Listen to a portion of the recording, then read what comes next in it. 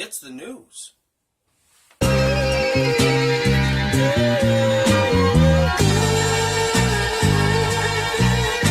Hey people. First up in Can I Become a Superhero News, a rogue scientist is now messing with his own DNA to give himself super strength. Josiah Zayner was the first person to ever edit his own DNA and take out the protein that inhibits strength and muscle growth. Before we go any further, I want you to look at this man. I know he looks shady, and I wouldn't trust him with my own DNA. That sounds really weird. Anyway, after cutting out his muscle protein from his DNA, he said this. This is the first time in history that we are no longer slaves to our own genetics. And I trust this guy for two reasons. One, he used to work at NASA, so that kind of makes him official. And two, he only tests things on himself. So if one day I see him walking down the street and he's somehow a talking frog, I won't be that mad. I'll either think, wow, what was in my drink? Or two, science has come a long way. Next up in pulsing creature news, a weird pulsing mass has begun to grow on trees.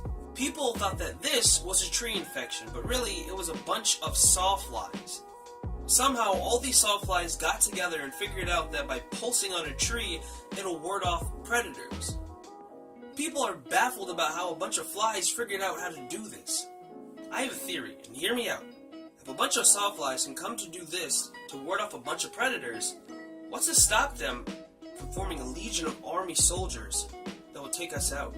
And you may think this is crazy, but if you don't think about it, it kind of makes sense. Last up in creepy baby time news, a New York store has a lifelike baby that is freaking people out. The baby sculpture is kept in the front window because nobody actually wants to buy a creepy doll. Oddly, this isn't even cheap. It goes for about $80,000 to $120,000 to purchase this.